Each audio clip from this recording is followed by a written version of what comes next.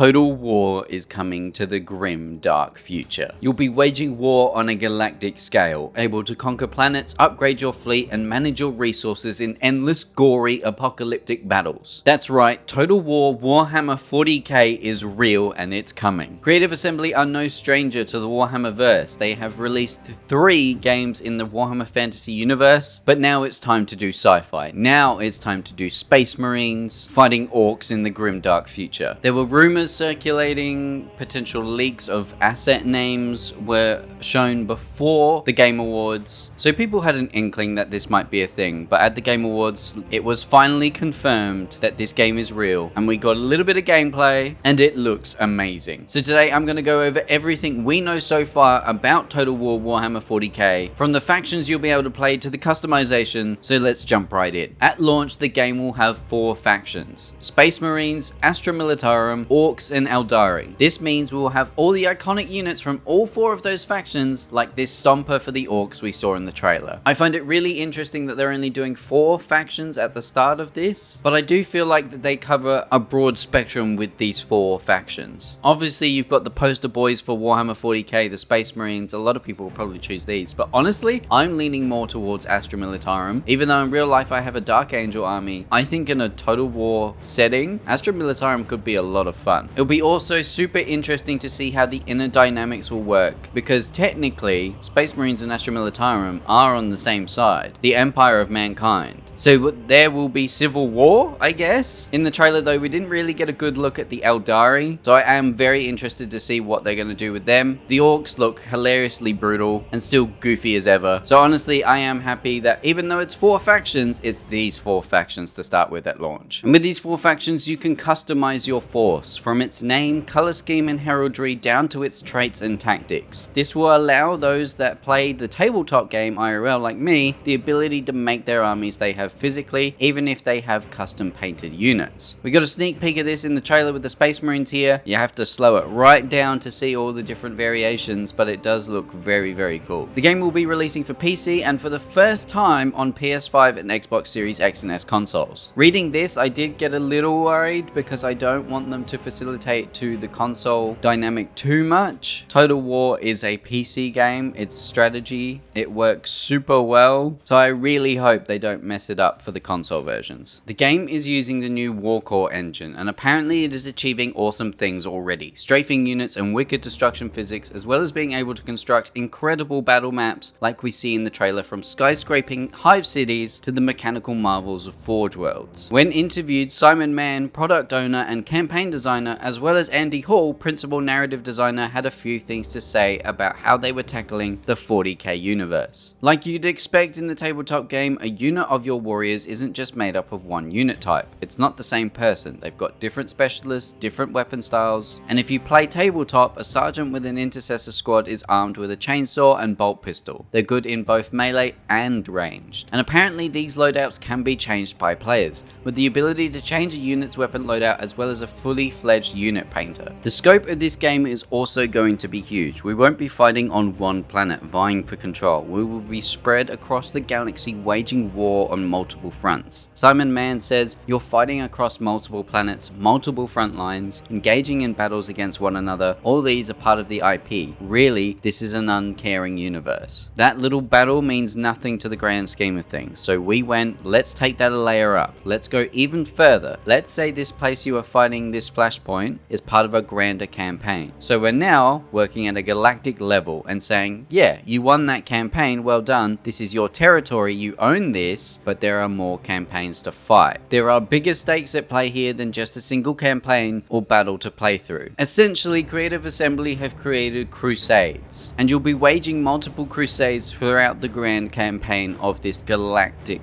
warfare. He goes on to say, every campaign you play, there is a meaning to it. There's bigger context. It's not just, I've won this campaign, that was fun. It's, I've won the campaign, we have this territory, we've conquered this location. We are now able to push further into this area of the galaxy and push through that way. We really think it adds an awful lot of extra feeling and an internal narrative for you as a player to try these things out. Andy Hall adds on to this by saying Crusade theaters, which will drive Total War Warhammer 40,000's narrative, players will be briefed on what's going on, which other forces are involved and why, and what's in store for wading into that crusade. It's within the context of that crusade theater, who's winning, who's not, that will slowly reveal what the narrative of that is. We have got a more tightly focused onboarding narrative, much like we did with Warhammer 3, that we're currently developing. That's actually going to feed into the canon of 40k, so we've got something for everyone. So not only are we getting a Total War game in the 40k universe, we are getting canon stories here, which is just mind-blowing to me. I cannot wait for this game, man. It looks and sounds amazing. However, some of you might be disappointed with the 4 factions at launch. Maybe your favorite faction was not one of the ones chosen for the launch of the game. Don't worry, the devs plan on adding plenty more. The obvious missing faction here is any Chaos to speak of, but my prediction is Chaos will just be one huge DLC pack that will release, and there'll be a bunch of different Chaos factions for you to choose from. They say we've really got a burning passion to do this justice, make it amazing, and really be the seminal Warhammer 40,000 game from the perspective of showing every part of that world. You talked about the narrative and other people's attempts. We want to be the game that tries to do all of it. We're very greedy in some regards, but we do want to try and give you that entire scope of this universe. So the ambition for this game, Creative Assembly's grand idea, is to basically be the best Warhammer 40,000 game out there. And honestly, if they deliver on all these promises, it very well could be. It's definitely sounding like the closest to the tabletop game in a video game format. I also touched on CA's new engine, Warcore, earlier. This is the first game that will utilize that new engine, and some of the things they have the ability to do now is insane. Imagine a Space Marine drop pod landing on a building, completely destroying it into bits of debris you can then use as cover. This engine is also the source of the grand level of customization they are bringing to this game. Prepare to make some very interesting looking Space Marine chapters or painting your orcs bright pink. It sounds like the customization for units is very, very in depth. And much like the spells from Warhammer Fantasy that we got to utilize, it looks like we'll be able to utilize stratagems in Warhammer 40,000. From gun runs to bringing in an orbital lance strike onto a group of orcs,